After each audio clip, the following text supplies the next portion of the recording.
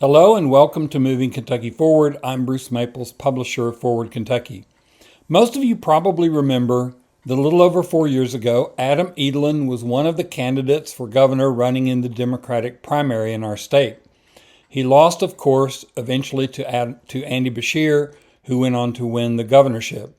After that, Edelen announced that he was beginning a project to do solar arrays on the top of mountains that had been flattened by mountaintop removal. And the last I remembered seeing of that was him standing in a field talking about, this was coming. Well, a few weeks ago, I saw a story that it was happening and that he was about to hire people to begin the construction of one. And I just thought, what a great story. And why don't we catch up with Adam and see what's going on? So that's what we're doing. Today, we're talking with Adam Edelen about the solar work that he's doing. So let's hear from Adam about his project. We're here today with Adam Edelen, who has served in state government in the past, has run for office, but now has another venture going. Adam, welcome to Moving Kentucky Forward. Good to be with you, Bruce.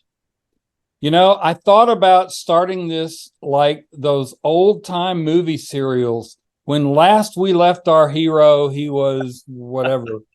So when last we left our hero, you were running for office.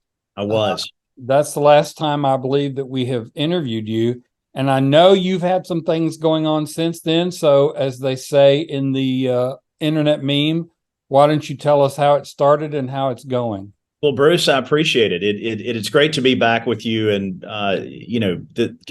your outlet here is a great compliment to the state, and I appreciate the deep dive that you do in important topics. So when we were last together, I was a candidate for governor, and I was running because I wanted to move Kentucky forward. I really wanted to bring 21st century opportunities to the state. And while that election didn't work out, we built a company, Edelen Renewables, premised on the belief that we can bring the promise of renewable energy to the forgotten places of America.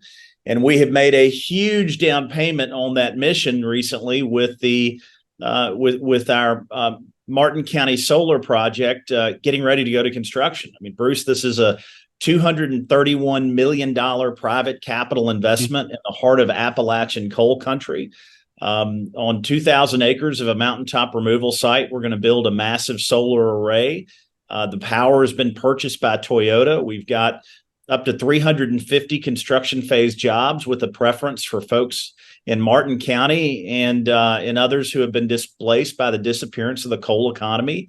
All of this about 4 or 5 miles from where Lyndon Johnson launched the war on poverty. So, what I've learned is you don't have to be in elective office to build the future. You've just got to have a mission for doing it and a clear vision and a lot of focus on doing the hard work to make these big things happen.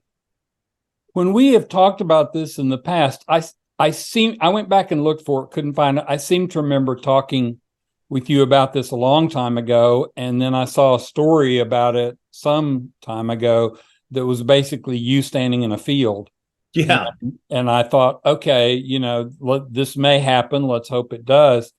And so I was very excited when I saw a story about you recently that said what you just said. Okay, we've got the investment, and even more important, we've got the power purchased. Correct. We know not only how we're going to make it, we know how we're going to sell it. And so we've got a business plan and so on and so forth. How did this come about? I mean, obviously you can't share a lot of details, but what made you think about that location and what made you think about Toyota as a purchaser? Well, when we began the process of, well, it actually goes back further than that. I'm at my core a problem solver, Bruce, and when you look at the endemic poverty that we've got in Appalachia in general and in Eastern Kentucky specifically, and our mindless politics have offered nothing but rhetoric. And, if you're going to solve a problem, you have to do real constructive things. And so I began to think about Appalachia and its historic role as an energy producer. I mean, let's be very clear. The coal fields of Eastern Kentucky literally powered the industrial development of this country for 100 years. It provided both the men and material and energy to win not one, but two world wars. And so we owe these people a debt. and it is a uniquely American debt. So how do you begin to square the deal with the very people who powered the industrial development of the old economy? Well, you do it by including them in the new economy. And Bruce, let's be clear, it may not be fashionable to talk about in Kentucky, but it is in the entirety of the rest of the world, is that the green energy revolution is the greatest economic catalytic event. It is the greatest wealth producing event in our lifetimes, with the possible exception of the advent of the internet. And so how do you seize the opportunities that are created by these catalytic moments in our history, where you see this confluence of economy and technology and culture? And I saw it. And so, the question is, as a leader in Kentucky, whether in the public or the private sector, how do you put people in the way of progress? And the way we do that is reimagining Appalachian Kentucky as a energy producer, which is their historic role, for the next 100 years. And so as we got into this, the things you need for large scale solar development is you need a lot of flat land, and we've got 1 million acres of mountaintop removal sites in central Appalachia. You need access to high capacity transmission lines. And Bruce, not a lot of people realize that it took a hell of a lot of power to power the coal industry. These were electric operations. The drag lines were electrically run. So you've got this incredibly robust transmission infrastructure built all over Appalachia that now has nothing on it because there's no power being used at the other end. Well, we can repurpose these lines to carry green electrons that we manufacture in Appalachia to the population centers of the Northeast and the South and the Midwest. So it just seemed like this could be a natural, massive opportunity to do a big, important thing.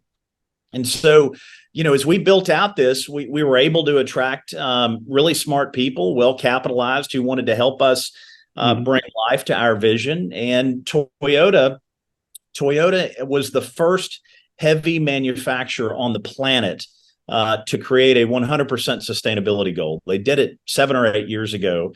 It literally changed the industry. Now nearly everyone in the Fortune 500 has a sustainability goal.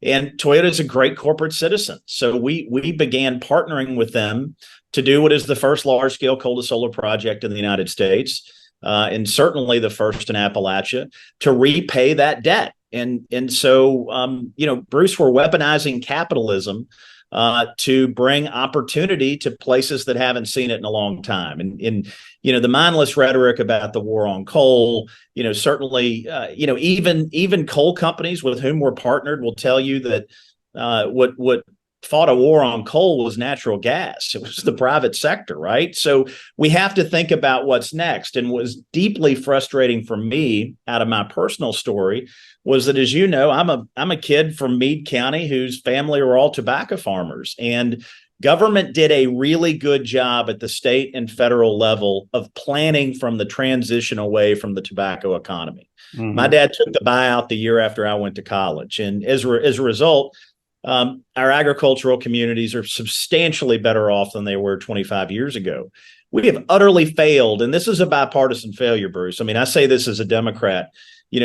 Frankfurt Democrats have been as empty-headed as Frankfurt Republicans about planning for economic transition and diversification in Appalachia. And the truth of the matter is, it's better run from the private sector, because while you've got Frankfurt at its best is at its best, it's leaving us alone as we're trying to build a green energy economy. At its worst, it's a terrible hindrance. But the market has voted. I mean, Bruce, we had at our first jobs fair in Inez just last Thursday, we had nearly 500 people show up. It was incredible. You'll be reading about it a lot in the national news. This is an incredible moment in our history. And while it's not the only solution, we're going to have to let 1,000 flowers bloom. This is an important part of bringing economic diversification to the coal fields. So I was interested with something you just said. You said partnering with coal companies. I would sort of assume that they would be, I don't want to use the word enemies, but not necessarily sympathetic to your program. Tell me about partnering with coal companies. So, Bruce, my career in Frankfurt and in public service was always predicated on a belief that you don't have to agree on everything to work together on something. And, not just the project in Martin County, we've got more than a half dozen others. And Mm. every single one of these projects, there's a coal company involved. And that's because, their motivation is to monetize a stranded asset. These abandoned mine lands are good for nothing other than maybe seeing a couple elk and paying property taxes. And so what these coal companies have recognized, if they can be part of continuing to be an energy company and being in the green energy space and create a profit, that they're all on board. And so I'm passionate about this work because I want to create jobs where there aren't many, and I want to save the planet. It doesn't matter to me what my partner's motivations are, so long as I can accomplish that goal. And I think it's proof positive from the mess we see in Frankfurt to the mess we see in Washington that we are not nearly as divided as we're being led to believe. The problem is that we've got, by and large, talking point politicians, Bruce, who lack innovation and creativity. And you can always structure a deal that works for multiple parties. And if you are that kind of leader, you can accomplish big, important things. And fortunately, our team is helping drive this in some important places. So you mentioned 200 and something jobs, 278, I think is what you said, which is for the construction. Now, Right. Unlike hydroelectric dams or other types of energy producing things, solar, once it's built, just basically sits there and does its job. So I can't imagine that you're going to need very many people to monitor it once it's built. So what's the construction timeline look like, and how many jobs will you have once the construction's done? So it's 350 jobs during construction, and because this will be built out over two phases, that'll be somewhere between 2 and 3 years. And you're exactly right that the employment level for a fixed site isn't significant. We're talking, maybe a dozen jobs, but that's why we have worked so hard in an approach that we have trademarked called social impact solar, where we have partnered with the community and technical college and all the workforce and economic development agencies in the area, as well as the labor unions, to reimagine solar construction as the first or second rung on a ladder of economic opportunities. So the people who work on our project will have the opportunity to earn a skills credential that is both stackable and portable, which means they can be spun off into union apprentice programs. They can follow workforce development strategies that are in place from the community and technical college system, or they can work on other projects that I'm developing in the area. And just so your listeners and viewers, Bruce, understand that this isn't a one-off. We now not only have proof of concept in Martin County, but you may have seen their recent announcement about the involvement of the EV automotive manufacturer behemoth Rivian agreeing to buy the first tranche of power that we produce at Starfire. And so folks from Eastern Kentucky will recognize Starfire because, like Madonna or J-Lo, it's known by a single name in the coal industry. And at 7,200 acres, that was the largest land acquisition for a renewable energy project in the United States. It's so big that it encompasses Breathitt, Perry, and Knott counties. So the level of workforce participation we're getting from all these elected officials, Republican and Democrat, to do these big, important projects has been profound. But Rivian is going to buy the first tranche of that project. We think it will go to construction in 26. We have another one in Eastern Kentucky that could go to construction in 25. So what we're creating here is really taken hold, and it's become a massive initiative. And so building up the workforce for what is the fastest growing sector of the global economy is a big deal. So, and what we know is that everyone in rural America travels for work. It's the reality of the situation, but we can create the 21st century green energy skilled workforce of the future here. And as a result, they will magnetize other opportunities. So it's a huge, Kentucky is currently dead last in green energy production amongst the 50 states. That's not an accident. That's a policy. It's not a policy failure. It was a policy decision. Yeah. But we're going to change. We're changing that narrative regardless of what the politicians of either party think. And when you hope for 100 people to turn out in Inez for a job fair, and you instead get close to 500, that tells you where the folks are. And so while our politicians may not be as aggressively building the future, I can tell you that the appetite for new opportunity is amazing in coal communities, and we're not just in coal communities. We've taken our country, or we've taken our company nationwide. We're in 13 states. We'll have an announcement soon about a project in Hobbs, New Mexico, which is the heart of the oil and gas producing area known as the Permian Basin in eastern New Mexico. We're doing this all over the place because we think that given this enormous gravitational opportunity with the green energy economy, we can widen the winner's circle to include a lot of people who've been left out of the new economy. So I wanted to ask you, I understand now why you're partnering with coal people, because they own the land, obviously. Yep. What are the utility companies saying to you? I know that at least around here, people who have tried to do solar larger than an individual home, if they tried to do community solar or something like that, they've had LG&E and KU come to them and say, no, we do solar, you don't do solar.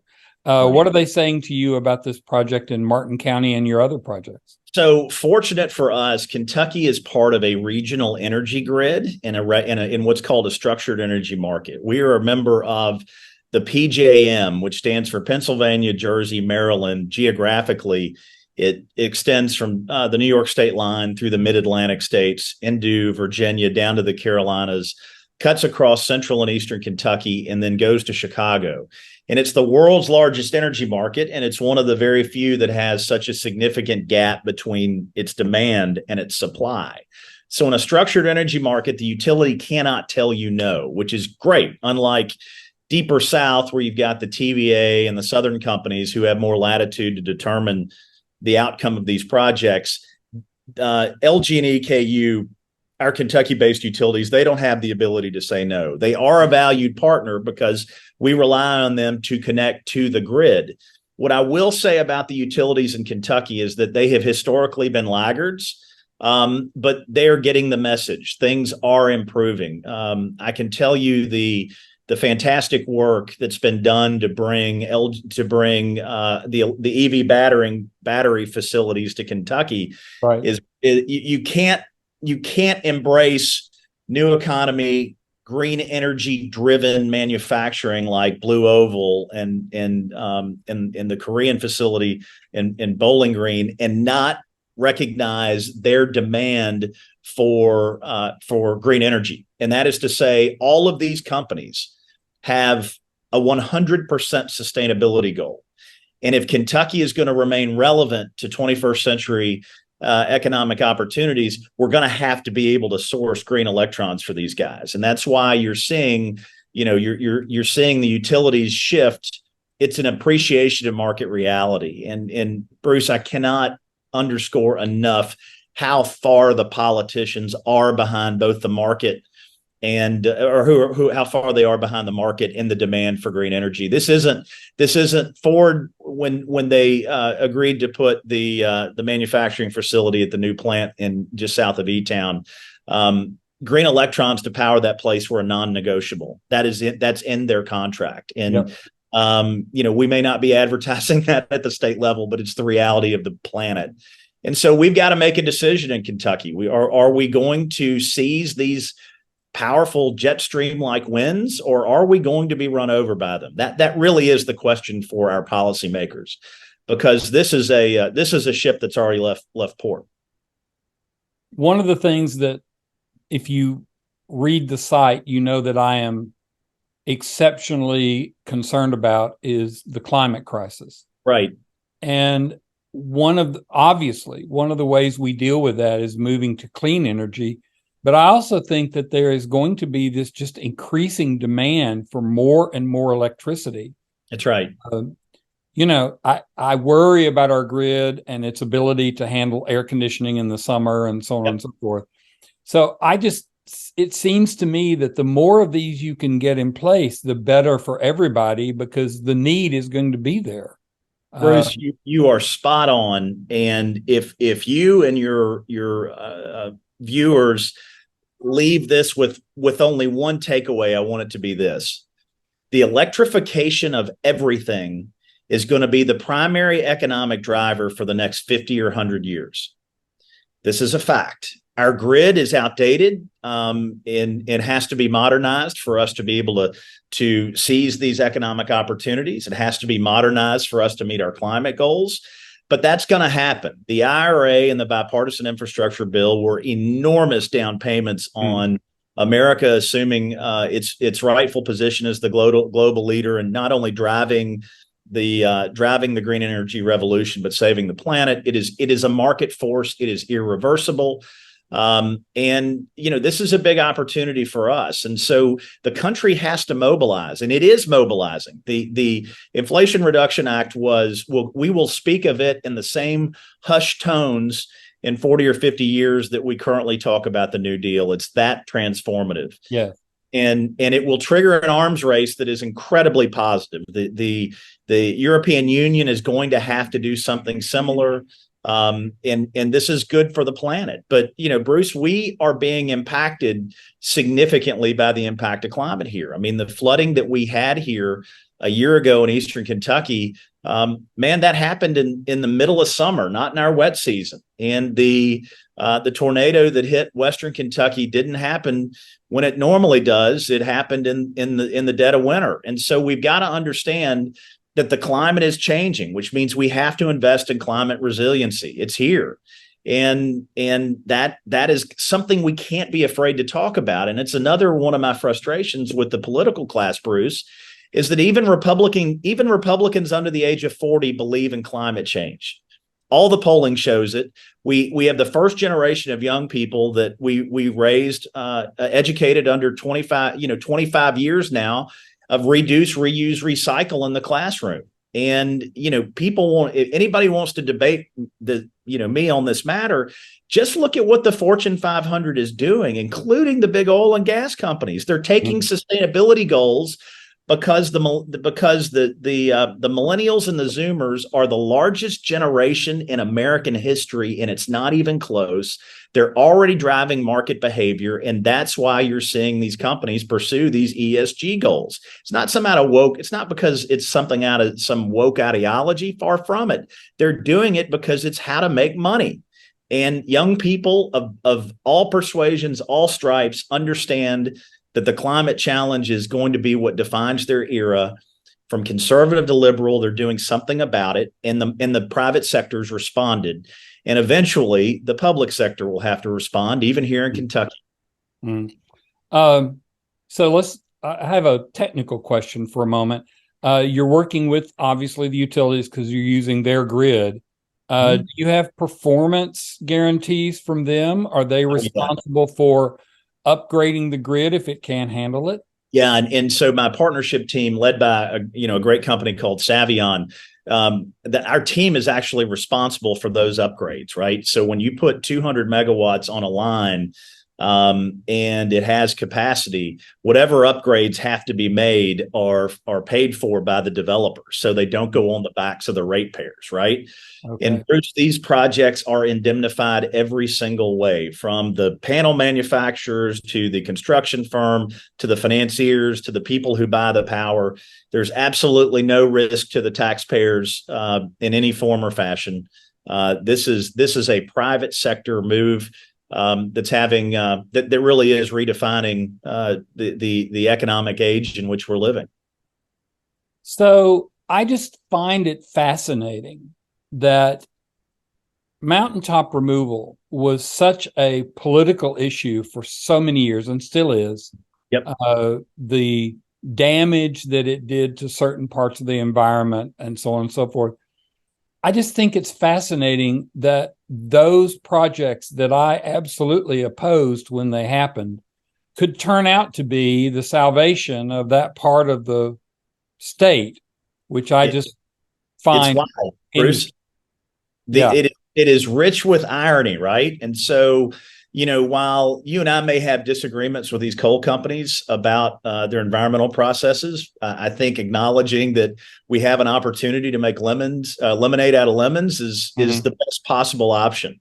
And the disappearance of the coal economy is profound, and the failure to prepare for it is the greatest policy failure we've had in Kentucky uh, in my lifetime. And as a result, Martin County has a workforce participation rate of something like 36-37%, Bruce. It's got the highest unemployment rate in the state. And this is, we have failed our people. And we've got to acknowledge that. And so how do we create a more efficient, a more effective way to solve problems?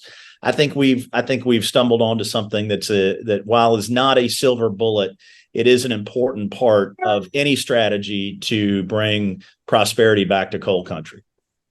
So as we wrap up, I want to ask you, is there anything you wanted to talk about that I have not asked you about? No, man, this is exciting. And what I would say is I hope folks will follow our social media. I'm all over Twitter and our Edelen Renewables Facebook page and our work on Instagram, because we are just revving our engine.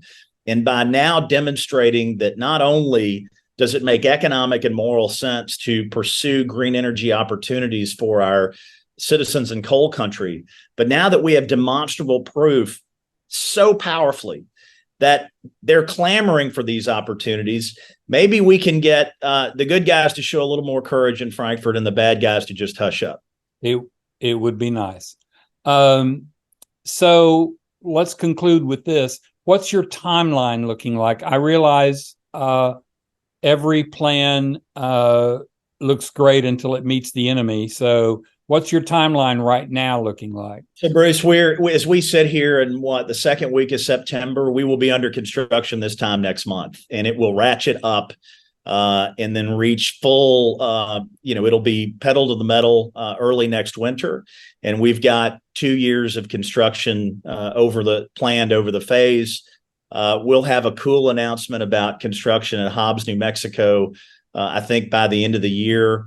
With 2 more projects in Kentucky slated to go before the end of Governor Beshear's last term. Okay, excellent. Like that plug there. That's nice. Well, I mean, listen, he and I've had our differences, but the guy's earned re-election, and I'm sure for him.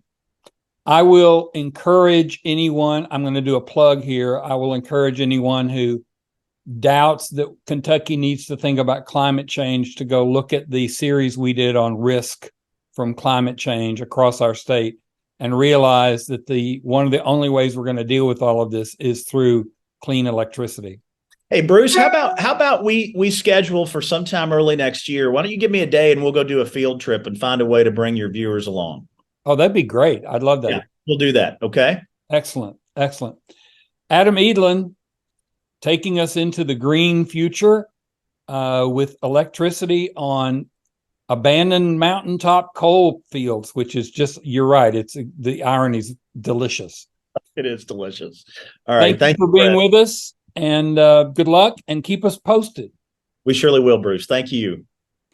That was Adam Edelen telling us about his multiple solar projects across the state and indeed across the nation. I think it is very exciting to see this happening. We have to move to renewable energy, and what is more renewable than solar? I am very excited for him and for the work, and I am looking forward to seeing the project as it unfolds and looking forward to hearing more about it next year. Thanks to Adam for agreeing to the interview, and thanks to you for watching or listening, and we'll see you next week.